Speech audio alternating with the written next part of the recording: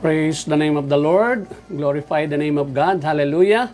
Thank you God. Thank you Jesus. At maraming salamat din po sa aking mga kapatid na makasama kong muli para magnilay ng iyong mabuting balita. Thank you God. Thank you Jesus. Dear brothers and sisters, saan man kayo po naroon, tayo po ay magsama-samang muli sa pagninilay ng mabuting balita ng ating Panginoon. At nananalig ako at patuloy na sumasampalataya na ang ating ginagawang ito ay laging kinalulugdan ng Panginoon. Kaya naman, ibukas muli natin ang ating puso, ang ating isip, ang ating spirito upang walang masayang na sandali na ilalaan natin para sa Diyos. Amen po. At manalig po tayo. Kinalulugdan po tayo ng Panginoon. Saan man kayo naroon, limutin muna natin yung mga problema natin, yung karamdaman natin, at ituon natin ang ating sarili sa pagninilay ng mabuting balita ng Panginoon. Amen po? Okay. So, simulan po natin muli ito, mga kapatid, sa ngalan ng Ama, ng Anak, at ng Espiritu Santo. Amen. Ama, kami po muling nagpupurit, nagpapasalamat sa iyo. Sinasamba ka namin sa Espiritu at katotohanan, at kami po dumudulog muli ng buong kababaang loob sa iyong banal na trono at hinihiling sa iyo na muli suguin ang Espiritong banal upang siya nga ang magpala sa amin, gumabay, magturo, magpaliwanag, Panginoon, sapagkat alam namin ang lahat ng katotohanan ay nasa Espiritu Santo. Kaya naman, ayon sa iyong pangako, kami po i-bless mo kung saan naroon ang gawain mo, kung saan naroon, Panginoon, ang pagpapahayag ng iyong salita.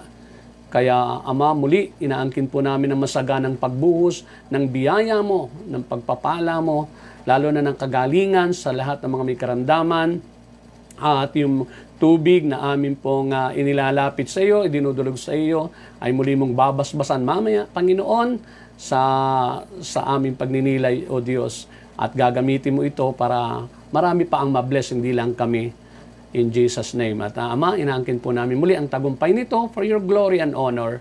In Jesus' name, Amen and Amen and Amen. Sa ngalan ng Ama, ng Anak at ng Espiritu Santo, Amen. Praise the Lord. Praise God. Okay. Tayo po'y magnilay ng inihanda ni Lord muli ngayon. At umasa po tayo. Umasa tayo at yung katapatan ng Diyos ay hindi nagbabago. Lagi siyang tapat sa kanyang mga pangako. Kaya lagi lang natin ungkat-ungkatin yung mga pangako ng Panginoon. Amen po? So, sa oras na ito ay atin pong pagnilayan. Bago ang lahat ay binabati ko po kayong lahat. Saan man kayo naroon, mga kapatid, lalo yung mga nasa abroad. Kasi alam ko po, napakahirap ng pakiramdam ng mawalay sa inyong mga mahal sa buhay. Mabuti yung mga nasa yung mga nag-view sa atin sa Amerika kasi kasama din nila yung kanilang mga mahal sa buhay kaya hindi sila masyadong nalulungkot doon. Yung mga nasa Las Vegas, sa New Jersey, hindi sila nalulungkot. Yung nasa Sacramento, hindi sila nalulungkot kasi kasama nila yung kanilang mga mahal sa buhay. Bagamat hindi lahat, pero syempre iba yung mga OFWs natin dyan sa Saudi, sa Middle East, sa UAE, mahirap. Pero, with the presence of the Lord, tandaan po natin, kapag ang Diyos ang ating kasama, kompleto naman si Lord. Ang hindi kayang gawin ng iba, ay magagawa ni Lord para sa atin. Amen po? At manalig tayo, kasama natin ang Diyos. Kasama natin ang Diyos. Amen po? So, ating pagnilayan po itong inihanda ni Lord para sa atin. Ito yung mula sa James chapter 1 verses 12 to 13. Pakinggan niyo mabuti.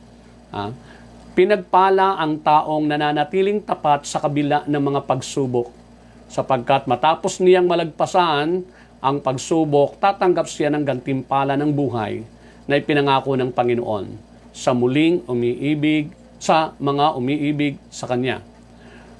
Huwag sabihin inuman na tinutukso siya ng Diyos kapag siya ay dumaranas ng pagsubok, sapagkat ang Diyos ay hindi maaaring matukso at hindi rin naman niya tinutukso ang kahit sino. Mga kapatid, ang salita ng Diyos. Okay?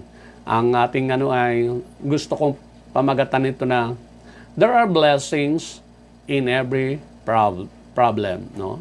In every problem, mayroon pong blessings. Yan, okay? Kala nga natin kasi kapag may problema, yun lang yun. Hindi, meron po yan. May blessing po dyan. Hanapin lang natin. Dapat lang natin maunawa. Kasi minsan, hindi natin nakikita yung blessing kasi masyado tayo nakatutok doon sa problema. Amen? Okay. Eto, mga kapatid ko sa Panginoon. Ano ba yung mga blessing? Ihanda niyo yung tubig niyo mamaya para i-bless talaga ni Lord dyan. Sa ating pangwakas na panalangin mamaya ay ipapanalangin natin mga problema at saka yung mga karamdaman at pati yung tubig na yan magamit ni Lord. Wala pong imposible sa Panginoon. Kaya manampalataya lang tayo. Hindi tayo bibigoin ng Panginoon. Amen po? Okay, ang unang blessing ay ito na pinakita sa akin ng Panginoon kapag tayo nagkakaroon ng problema. Tandaan natin normal lang po ang may problema. Normal lang. Kung tayo nagkakaproblema, normal po yan. Amen? Hindi po yan. Ang tao walang problema, ay nako, yan ang malaking problema. No? Kasi sinabi ng Panginoon yan In this world, there will be troubles. Sa mundong ito daw, ay laging mayroon. Meron yan. Pero ang mahalaga ay naiintindihan natin na dyan pala sa problema na dumarating sa atin, ay may blessing palang nakatago dyan. May nakapalaman palang blessing dyan. Minsan hindi nga lang natin makita. Kasi unang-una, kapag tinalo ka, di ba? Pero ito yun Unang blessing ito Ito'y pagkakataon na malaman natin kung ano na ang level ng ating pananampalataya. Tingnan nyo. Kayo, alam nyo na ba ang level ng pananampalataya nyo? Di ba? May level 1, level 2, level 3, level 4, so on and so forth. Di ba? Nasaan na kaya tayong antas? Medyo matindi na pa tayo. Medyo pasado na ba tayo kay Lord? Yan ay malalaman natin kapag dumadating ang problema. Pero pagka smooth ang buhay mo, hindi mo masyadong mapapatunayan sa Panginoon. Hindi mo masyadong malalaman kung ano yung katatayuan natin sa harapan ng Panginoon. Kasi mahalaga yun Yung lagi ang sinusuri natin ang ating sarili, ano yung katatayuan natin? Ano yung level ng ating, ano yung status na natin with regards to our relationship with God, with our faith, di ba? Yun, kailangan nakikita natin yan. Dapat, kasi, ang demonyo, ganito ang demonyo. Ang laging gagawin ng demonyo, yung ating mata, i-focus doon sa iba. Hindi sa ating sarili.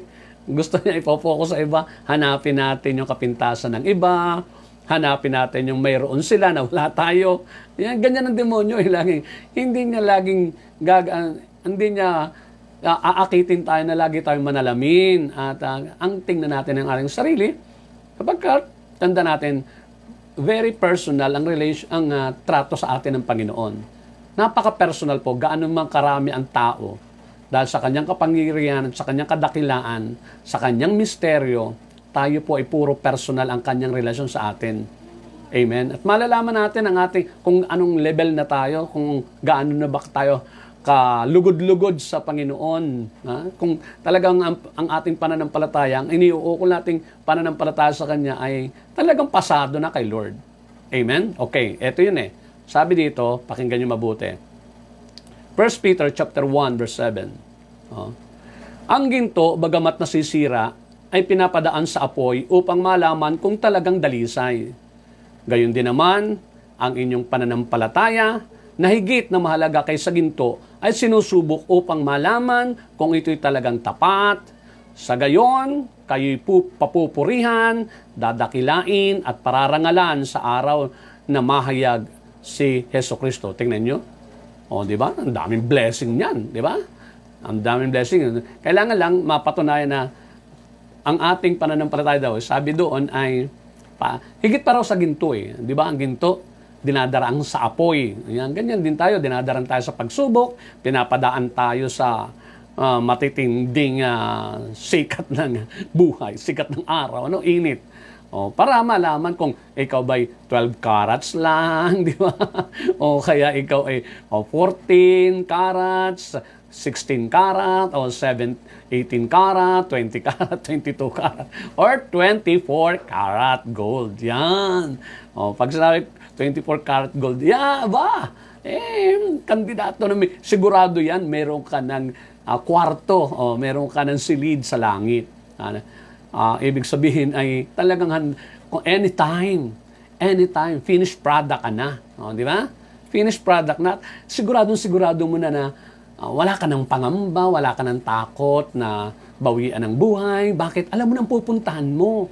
Kasi ang naobserbahan ko, mga kapatid, sa tagal ng aking pananampalataya at ang aking paglilingkod sa Panginoon, ang napagtanto ko ito, natutunan ko, kapag ang isang tao malalim na sa Panginoon, hindi na siya natatakot sa kamatayan. Hindi na kinasasabikan pa nga niya ito eh. Bagamat hindi naman talaga hinihingi niya o hindi naman talaga niya ninanais, pero mga kapatid, ready na siya at nananabig siya. Para sa San Pablo eh. Sa San Pablo, narating niya yung kalalagayang yun eh, na talagang siya'y nananabik na sa pagkikita nila ni Lord. Galing, ano? Bakit? Alam na niya eh, na, kumbaga alam na niya yung level niya. Kasi dinaanan na niya eh. Sabi nga niya sa Philippians chapter 4 eh, naranasan ko na ang maghikahos, ang mawalan, ang sumagana, ang lahat. Naranasan ko na. Wala na akong dinaranasan. Nabingit sa kamatayan, hinagupit, nabilanggo. Naranasan daw na niya lahat. Amen? Ang maging masaya. Amen? Ang dumaan na ang titindi ng mga pinagdaanan. Sabi niya sa Philippians 4:19, ang lahat ng ito, sabi niya, natutunan ko na ang masiyahan. Nagagawa ko ito dahil sa lakas nabigay ni Kristo. Tingnan niyo, di ba? Philippians 4:13, I can do all things through Christ who strengthens me. Yun eh. Di ba? Ano na niya? Alam na niya ang level niya. Kaya sabi niya, sabi niya doon sa isang, sabi sa Corinthian iiwan na niya yung yung buhay na ito at tatanggapin niya ang gantimpala na inihanda ng Panginoon para sa kanya. So, dapat ganun tayo. Pag may problema, mga kapatid, yan po ay parang acid test. Acid test. Malalaman natin kung ano bang level natin, ano bang karat natin. Amen? Nawa, lahat tayo, mga kanilay, ay mga 24 carats na, di ba? Dapat ganon, para handang-handa tayo, para tinatawan-tawanan lang natin ang problema. Pero yung mga tao na laging bagsak, hindi lang nabigyan ng sap, ay masama na ang loob. Amen. Problema. At ang daming kinagagalitan. Patunay yan, mga kapatid. Wala pa yung tinatawag na 24 karat na grado ng pagkaginto ng iyong pananampalataya. Kasi malalaman natin sa ating mga reaction di ba? Madaling magpakita na, wow, talagang blessed na blessed ako. Talagang ang init-init ko sa Panginoon. Di ba? Madaling pakita yan kapag marami kang blessing, kapag maraming pagpapala na material, financial, amen? Ikaw napararangalan, napopromote ka. What if, kung nagkaroon ka ng matinding problema, tingnan ko nga ang reaction mo. Doon malalaman kasi kung talagang tayo 24 karat na. Amen? Okay. So, yun ang isang biyaya.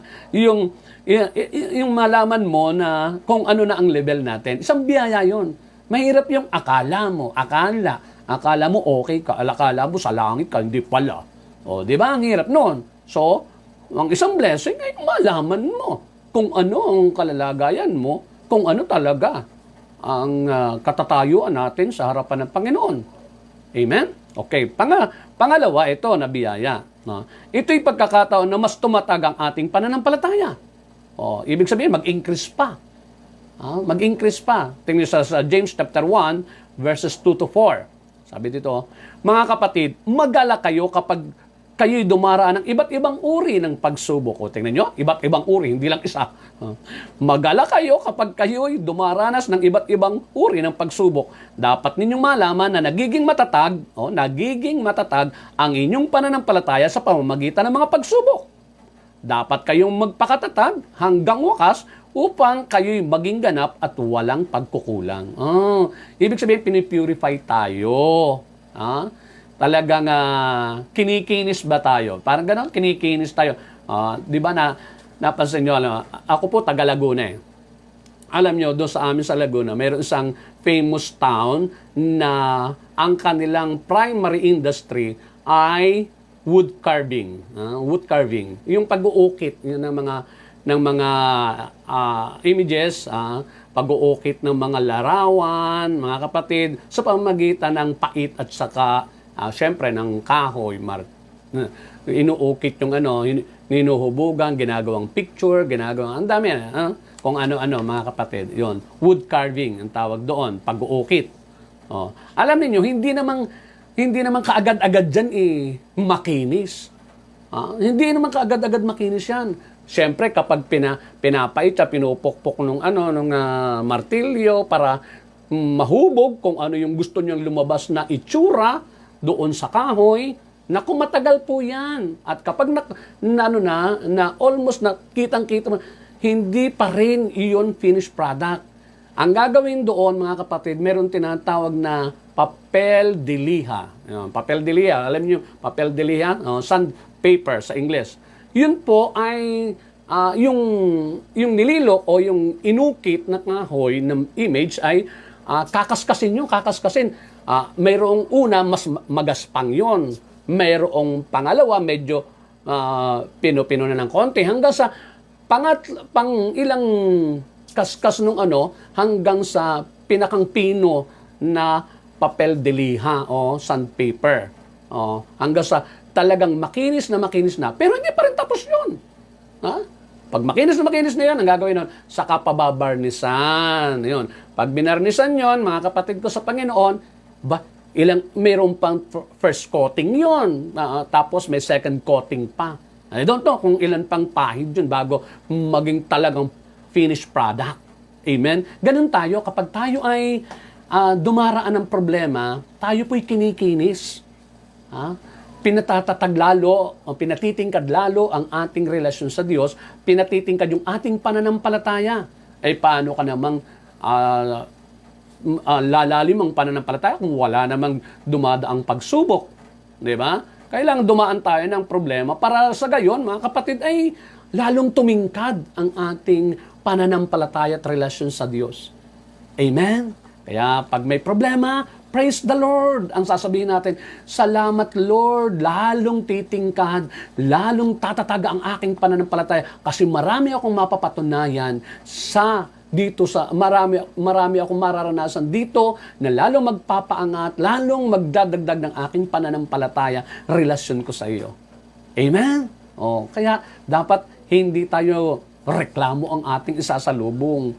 Hindi pagkabagot o pagkadismaya o whatever man. Dapat, tingnan natin na ito'y pagkakataon para tayo mag-level up. Di ba? Mag-level up. Amen? Yung una, malalaman mo kung anong level ka na. So, pag nalaman mo, hindi pa pala ako. Ito ang pagkakataon. I-level up natin ng isa pa. Di ba? Nakita mo, nako, ako pala, 14 karat lang. Eto na, may problema. Ayaw kong pagkatapos nitong problema na ito, ay 14 karat pa rin ako. Ang aking level ng pananampalataya, dapat umabot ako kahit 18 karat man lang. Di ba? Kuha nyo, yun. Hanggang sumabot ko yung 24 karat. Yun yung finished product. Kuha nyo. Mga kapatid, ganun yun. Yan ang blessing sa problem. Okay, isa pa ito. Number 3.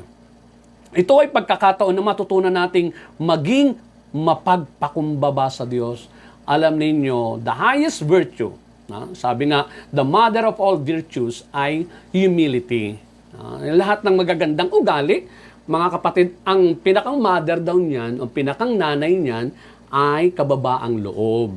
Amen? Pag tayo nagkakaproblema, mga kapatid, ay tinuturuan tayo magpakumbaba. Kasi, kaya kapag yung isang tao, pag nagka-problema ay lalong nagmataas, ang susunod sa kanya, mas matindi. Oh, bakit? Kasi, hindi naganap yung yung purpose ni Lord. 'Di ba? Oh, dapat, ang isa sa purpose ng Panginoon ay tayo po ay magpakumbaba, na aminin natin na we cannot do anything apart from God. We need God. Kailangan natin ng Diyos. Amen? At pag may kasi tingnan nyo, kapag ang mga tao walang problema, ang daling lumayo sa Diyos. Ang daling lumayo. Amen? Kaya, tamad manalangin, tamad magsimba, tamad pero nung nagka-cancer, nako, devotion doon, di ba? Prayer din, prayer doon, simba din, simba doon. Kahit sa tuktok ng bundok pupuntahan, di ba? Oh, bakit? Oh, yun eh. Maliwanag po ba, mga kapatid? So, ito yung pagkakataon na matutunan nating maging mas mapagpakumbaba sa harapan ng Diyos. Alam niyo kung bakit? Kasabi ko nga sa inyo, humility is the mother of all virtues. Tingnan nyo, kapag mababa ang kalooban ng isang tao, ang daling maging mabait. Kapag mababa ang kalooban ng isang tao, ang daling yung magpasensya, maging pasensyoso, maunawain. Amen? Kaya tingnan nyo yung mga matataas ang kalooban, mga kapatid ko sa Panginoon. Nako, minsan ginagawa ng Panginoon ay sabi nga, ibinabagsak. Ibinabagsak para magpakumbaba. Amen? Pinaparanas ng matinding kahihiyan, pinaparanas ng matinding kahirapan, problema, yun, di ba? O kaya naman karamdaman, para matutong magpakumbaba at aminin niya, Lord, I surrender. I cannot do anything apart from you. Lord, have mercy on me. Kaawaan mo po ako, kahabagan mo po ako. Oh, totoo. Pero nakakalungkot, Mayroong mga tao na pagkatapos pagaling sa COVID, wala na namang ganang makipagnilay sa atin, Samantalang, nung may COVID siya, naku po, talaga naman, mamamatay na yata ako, Panginoon, mahabag ka po sa akin. Nung gumaling na, nasaan ka na? Nasaan ka na? Di ba? Maaaring sa susunod, maaaring hindi COVID, pero baka mas matindi. Bakit? Kasi, tatandaan natin, pagdating natin sa langit, hindi pwede ang mataas ang kalooban. At walang nakakarating sa langit na mayayabang, yung mga bilib sa sarili, na kaya nila, parang tingin nila, kaya nila mabuhay kahit wala ang Diyos. Talagang, they depend on themselves, di ba? Sa kanilang sarili, nakadepende. Sa kanyang lakas, sa kanyang talino, sa kanyang kayamanan, sa kanyang negosyo. Minsan pararanasin tayo ng matinding pagsubok upang sa gayon, turuan tayong magpakumbaba. Kasi maraming tao hindi marunong magpakumbaba. Pag dumating ang matinding bakit natututo na magpakumbaba? Amen? Nagmamakaawa sa Diyos. Di ba? Nagsusumamo talaga. Humingi ng abag, umiiyak. Di ba? Gustong-gusto naman ng Panginoon niya na tayo nagpapakumbaba. Kasi nga sabi na, tingnan nyo tingnan nyo sa Deuteronomy chapter 8, verse 2 to 3. Ito yung mga Israelita nun Sabi doon, mga Israelita nagreklamo.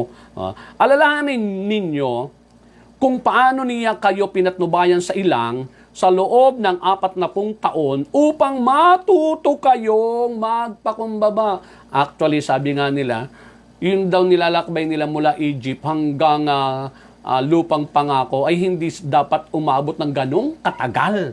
Pero umabot ng ganong katagal dahil sa tinuturo ang magpakumbaba. Sinubok niya kayo kung susundin ninyo siya. Tinuruan nga kayong magpakumbaba. Ginutom niya kayo bago binigyan ng mana, isang pagkain hindi ninyo kilala ni ng inyong mga ninuno. Ginawa niya ito upang ipaunawa sa inyo na ang tao'y hindi lamang sa tinapay nabubuhay, kundi sa bawat salitang nagmumula sa bibig ni Yahweh. Sabi doon. Amen? Okay.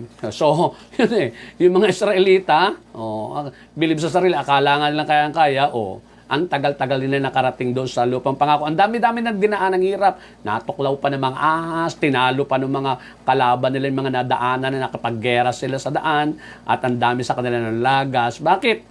Tinuturuan ng Diyos na magpakumbaba. Amen. Kaya kapag tayo dumaraan ng pagsubok, mga kapatid, pakumbaba na lang tayo. Para sa gayon, at wag na, meron mga tao naman nagpapakumbaba during the pagsubok. Pero pagkatapos ng pagsubok, balik sa dati. Ano ba yan?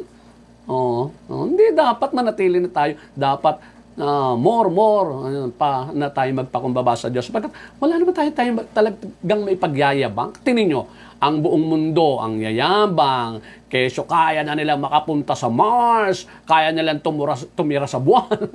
Di ba kung ano-ano sinusubukan ngayon? Sabi ng Panginoon, eto, pahintulutan ko itong COVID. Tingnan nyo, ang daming pinakita na, walang yabang ninyo. Iyan lang simple lang yung pinahintulutan kong yan na virus. Simple lang yan. Ay, paano pa kung airborne yan? Di ba? Yan droplets lang, di ba? Paano kung airborne? Ibig sabihin, sa hangin. Sumasama sa hangin yung virus. Ay di lalo na tayo. Amen? Kaya wag na nating hintayin na pahintulot pa ng Panginoon yung airborne na virus. Pag yun ang pinahintulot, tsak na kukunti na lang matitira sa atin. Amen? Kaya pakumbaba na tayo. Makaawa na tayo sa Panginoon, lahat. Alam nyo, dito sa aming lugar, ay lagi kami nagpipray, araw-araw.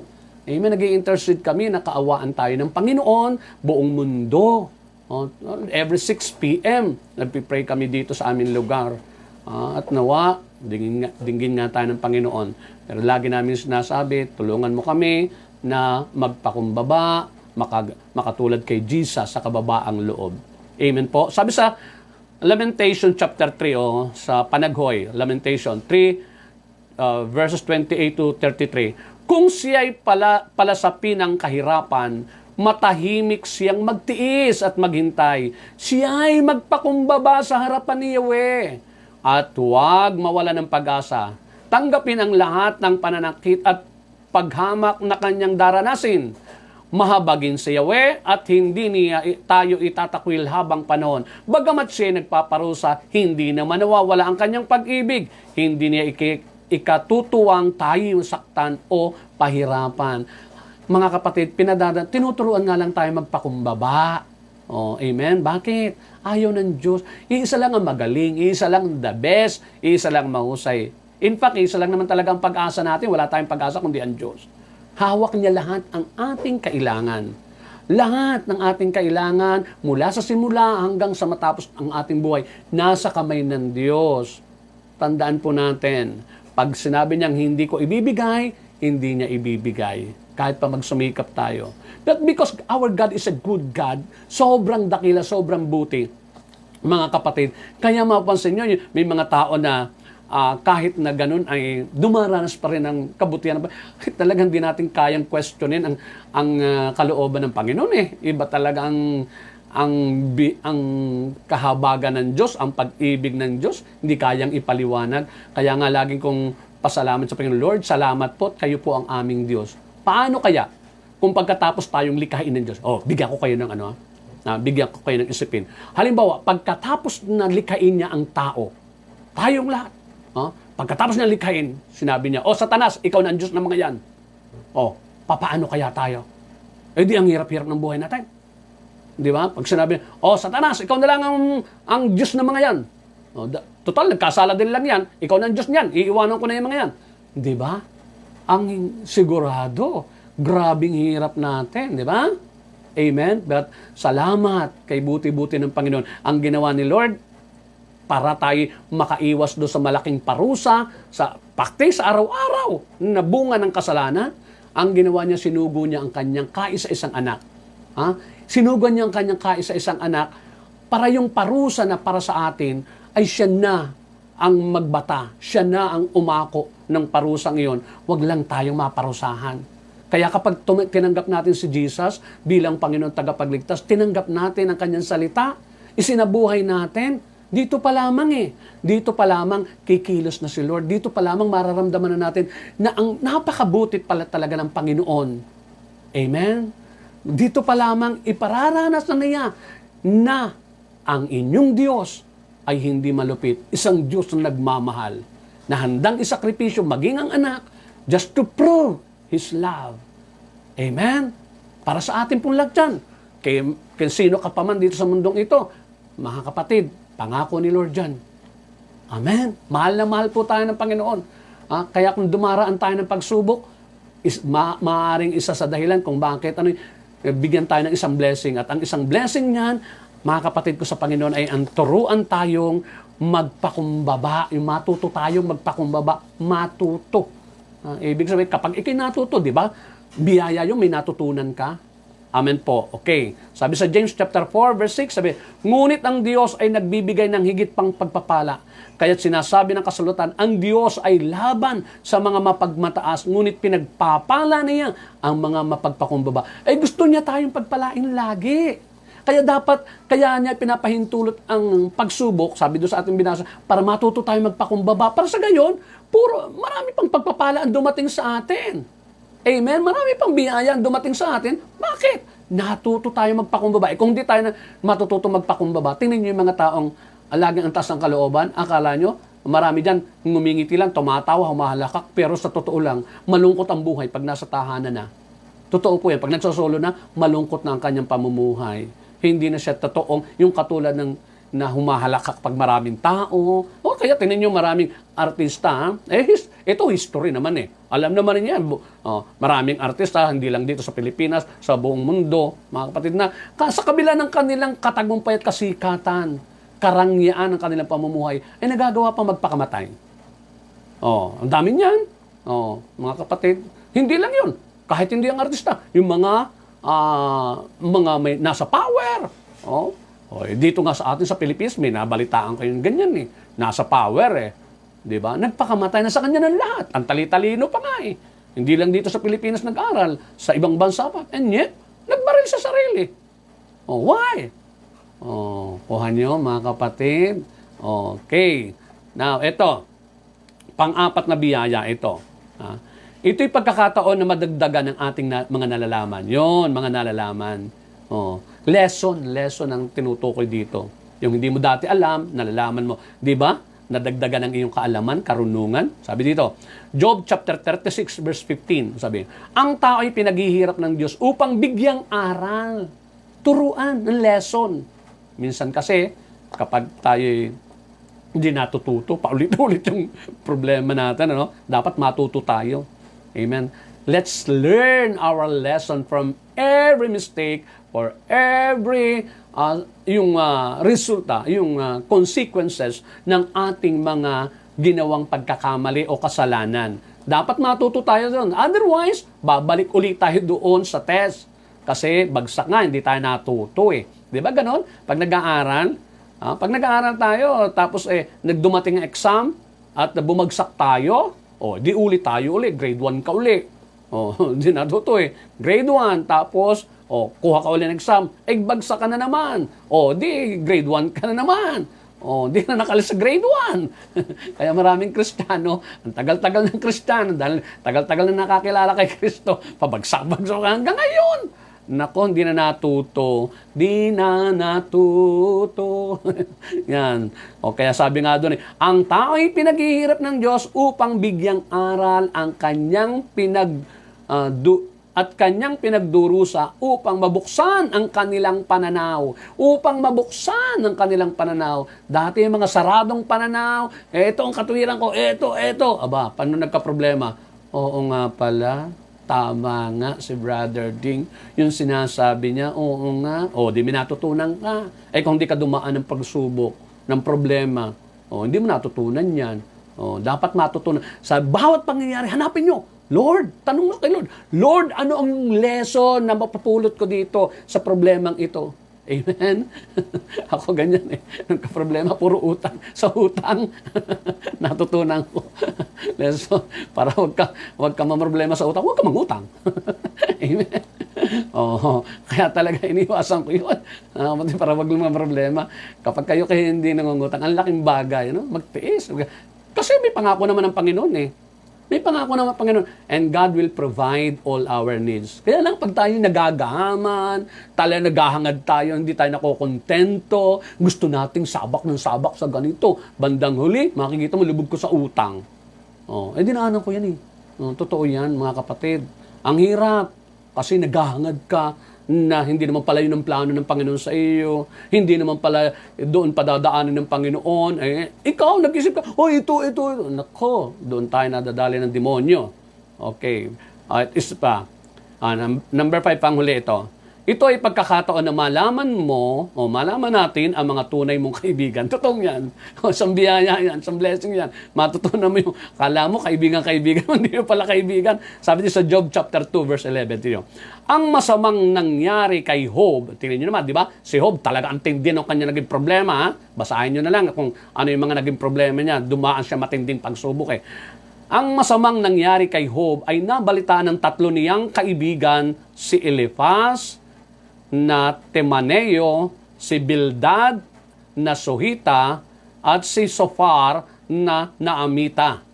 Nagkasundo silang tatlo na dalawin si Job upang palakasin ang loob niya at makiramay. Take note the word, at makiramay sa kanya. Amen? Alam yung tunay na kaibigan, nakikiramay sa problema mo. Amen? Hindi yung i-chismis ka pa. Malalaman mo ang tunay mo kaibigan. Akala mo, kaibigan mo, todo larga, talaga naman. Ginagawa, minsan napapabaya mo ang pamilya mo dahil sa kaibigan mo. Pagdating ng pagsubok, malalaman mo ang tunay mo kaibigan. Kaya nga sabi sa Kawikaan chapter 17, verse 17, ang kaibigan ay nagmamahal sa lahat ng panahon. Totoo yan. Malalaman mo kung mahal ka ng iyong kaibigan kapag ikaw ay down na, kapag wala ka na, kapag zero ka na, zero balance ka na. Amen? Pag sad-sad ka na. Malalaman mo tunay mong kaibigan. Kasi sabi dito, ang kaibigan ay nagmamahal sa lahat ng panahon. At sa oras ng kagipit ay kapatid na tumutulong. Kapatid ang pagturing sa iyo na tumutulong. Ibig sabihin kapatid, hindi yun utang. Tulong yun. May mga tutulungan ka nga. Patubuan naman. Hindi tunay na kaibigan niya. Malalaman, sige, pahiramin kita ha.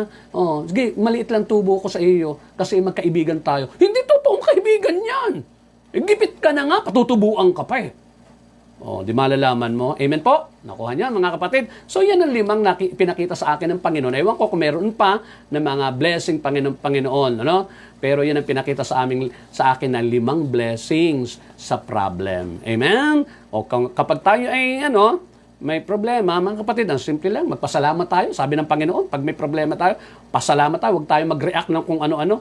Ang gawin natin, sabi sa 1 Thessalonians chapter 5, verse 18, magpasalamat kayo sa Diyos sa lahat ng pagkakataon. Ibig sabihin, sa lahat ng pagkakataon, kahit na may problema. Sapagkat ito ang kalooban ng Diyos para sa inyong pakikipag-isa kay Kristo. Yun.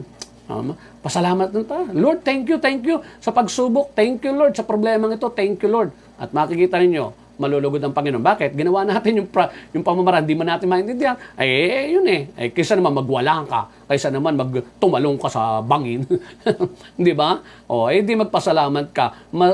Maglulubag pa ang iyong kalooban, malulugod pa sa iyo ng Diyos. Sabi dito, kasi nga yun ang kalooban ng Diyos Sabi niya, ano mang nangyayari yan? Sapagkat ito ang kalooban ng Diyos para sa inyo. Sa inyong pakikipag-isa kay Kristo. Pangalawa, humingi ng wisdom. Hingi tayo ng karunungan.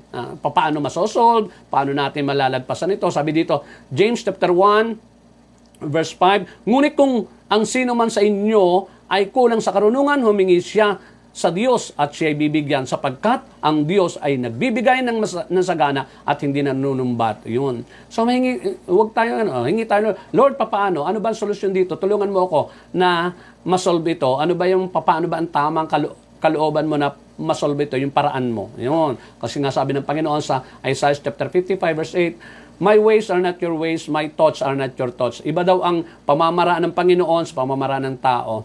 Amen? Okay, tandaan po natin yan. Iba ang pamamaraan ng Diyos, pamamaraan ng tao. Lagi natin tatandaan yan mga kapatid ko sa Panginoon Okay. Then, sabi dito, isa pa na gagawin natin pag may problema, ipag-pray na maganap ang lahat ng layunin ng Diyos kung bakit ipinahintulot ang problema. Di ba? Sabi ko nga sa inyo, may mga layunin ng Panginoon, yung blessing na yun, layunin ng Panginoon Matuto tayo magpakumbaba, malaman natin ang level ng ating pananampalataya, and so on and so forth. So, sabi, Lord, kung ano po yung plano mo, kung ano po yung kalooban mo, kung ano po yung gusto mo mangyari, kung ano po yung gusto mong matutunan ko, Lord, let your will be done.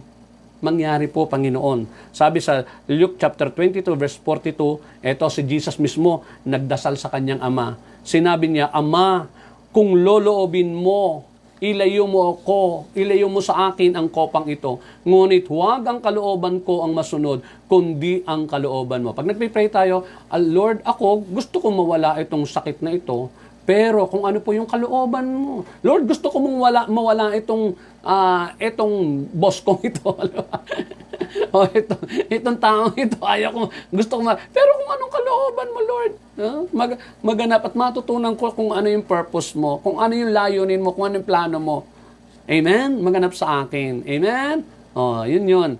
And, pangulita, magpakumbaba tayo sa Panginoon, sapagkat yung mga nagpapakumbaba, iyon ang laging pinagpapatawad. Pag nagpapakumbaba, ito, mga kapatid, number 1, sign ng pagpapakumbaba, nagpapatawad.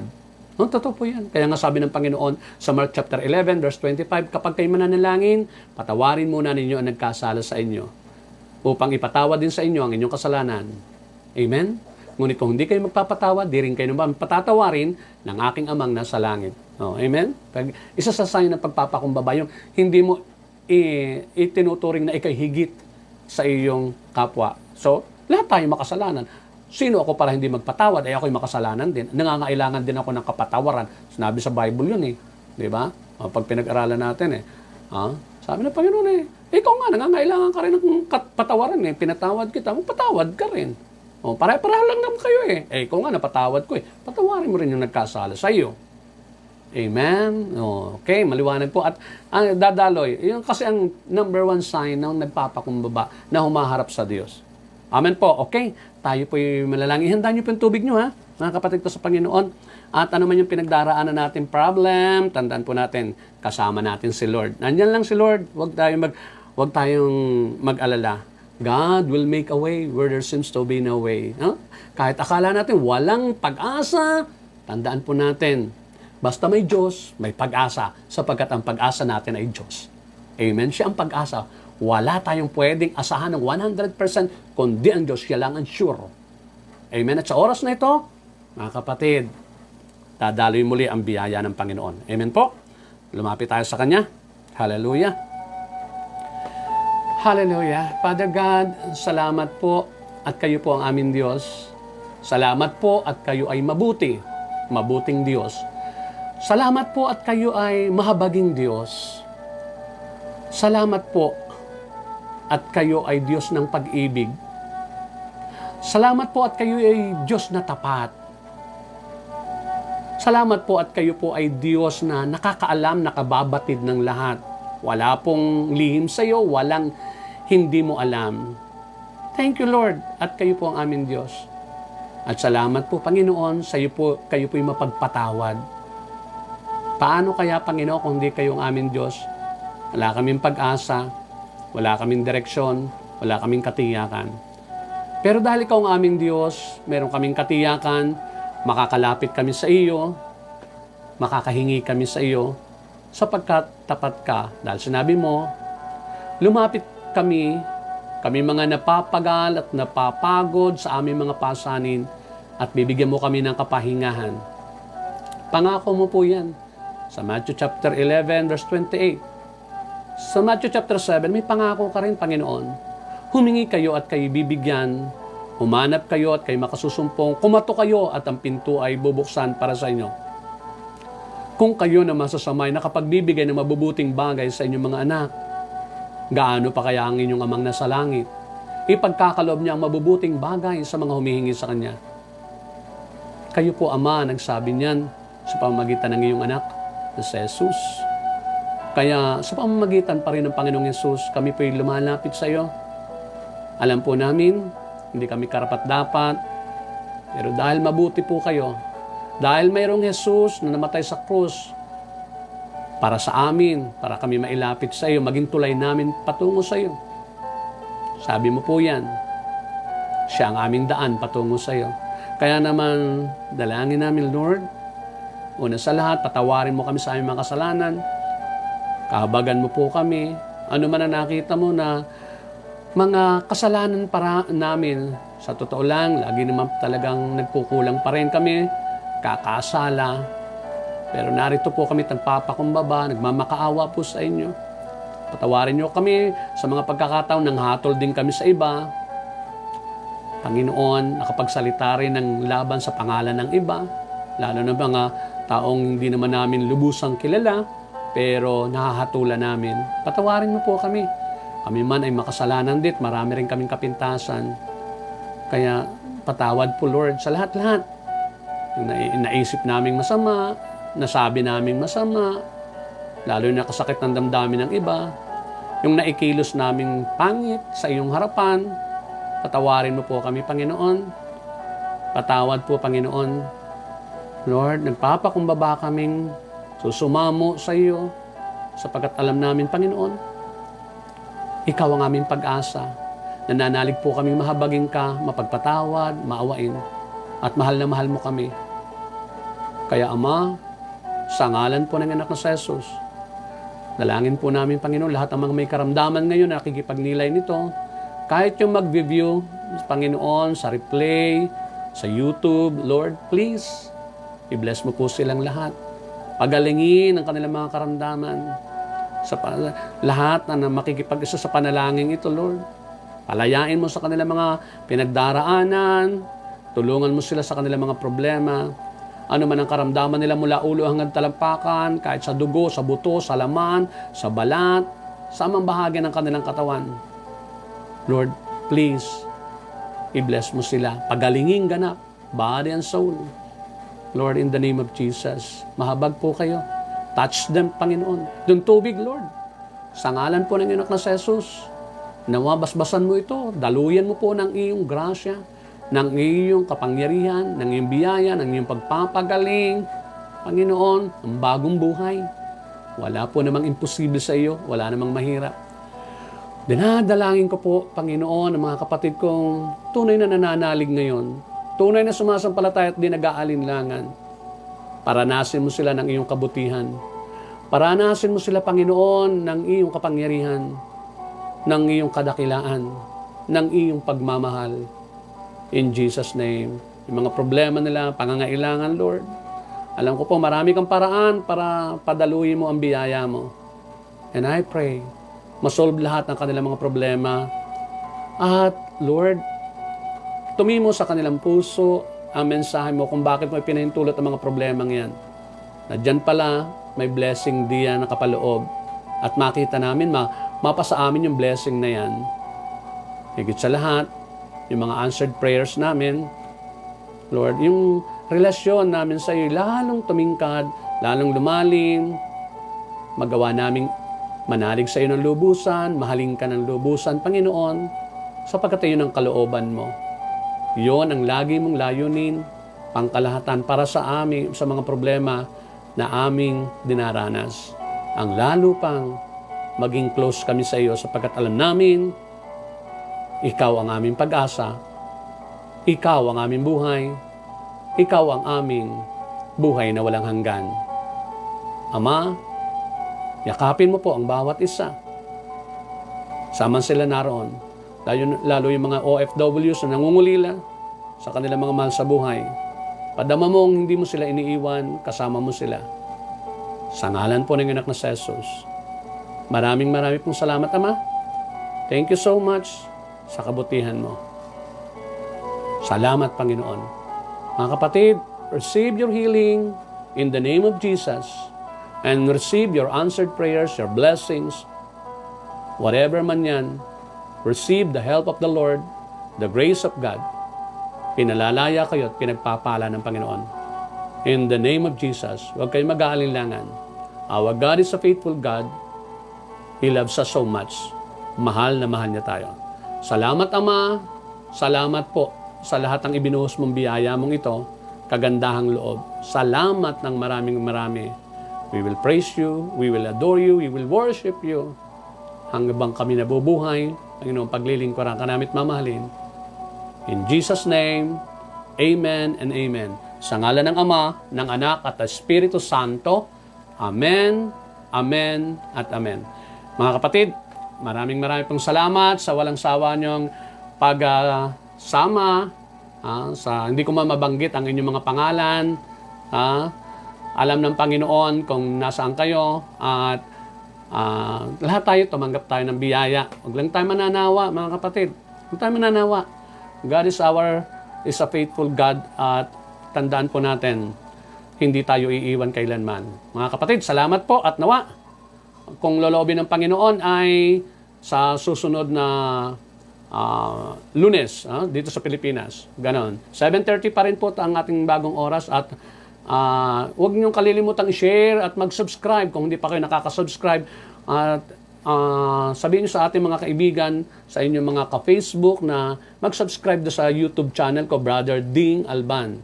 At si Lord ay magpapala sa atin. Amen po. Maraming salamat po and God bless us all.